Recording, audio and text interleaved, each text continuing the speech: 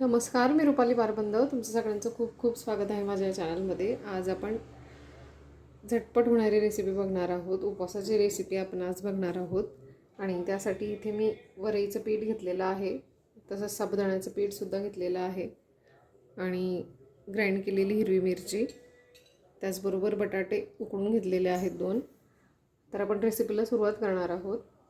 सगळ्यात आधी जे नवीन असतील, ज्यांनी अजून चॅनलला सबस्क्राईब केलं नसेल त्यांनी प्लीज सबस्क्राईब करा. सबस्क्राईब केल्यानंतर तिथे एक बेल आयकॉनसुद्धा दिसेल, तेही क्लिक करा, म्हणजे तुम्ही माझ्या पुढच्या रेसिपीज पाहू शकाल. आणि इन्ग्रेडियंटची लिस्ट ही मी व्हिडिओच्या शेवटी दिलेली आहे, ती तुम्ही चेक करू शकता. याआधीही मी उपवासाची रेसिपी तुमच्यासोबत शेअर केलेल्या आहेत, त्याची प्लेलिस्टसुद्धा केलेली आहे, ती तुम्ही चेक करू शकता. त्यामध्ये तुमच्या आवडीच्या रेसिपीज तुम्हाला नक्की मिळतील. कढईमध्ये मी पाणी घालते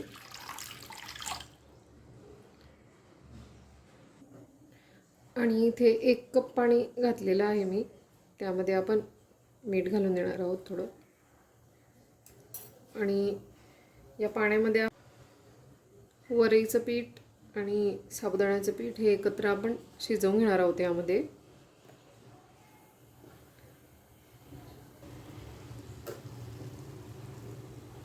आणि पाण्याला उकळी आलेली आहे, आपण त्यामध्ये हे पीठ टाकून हे छान शिजवून घेणार आहोत.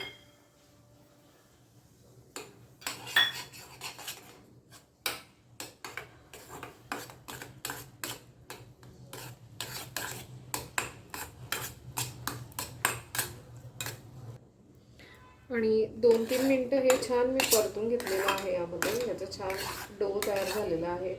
आपण गॅस बंद करून देणार आहोत आणि हे मिश्रण आपण या भांड्यामध्ये काढून घेणार आहोत आणि हे थंड होऊ देणार आहोत आपण.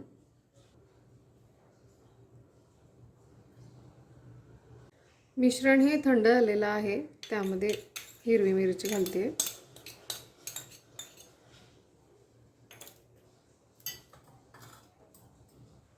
थोडंसं तिखट,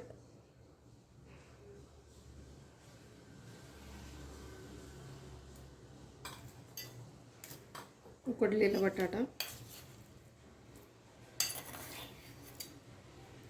बटाट्याचं प्रमाण हे तुम्ही कमी जास्त करू शकता तुमच्या आवडीनुसार. इथे मी 2 बटाटे उकडून घालते.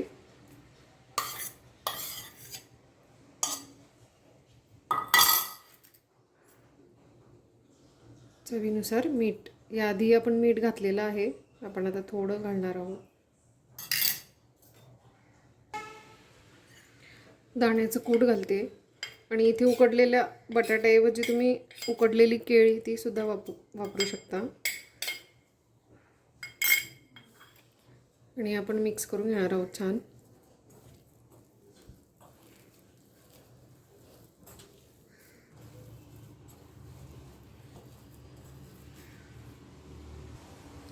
आणि हाताला मी थोडं तेल लावून घेतलेलं आहे. आपण याचे वडे बनवून घेणार आहोत.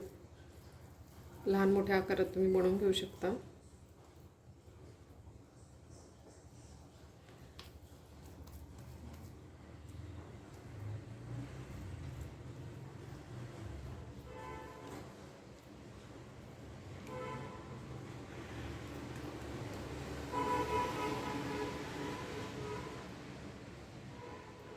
अशा पद्धतीने आपण हे वडे बनवून घेणार आहोत.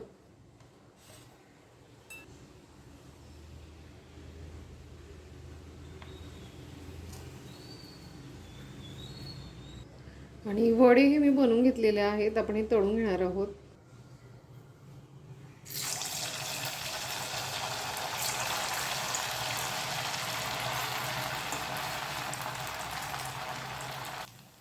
आणि छान गोल्डन रंग येईल तोपर्यंत आपल्याला हे तळून घ्यायचे आहेत.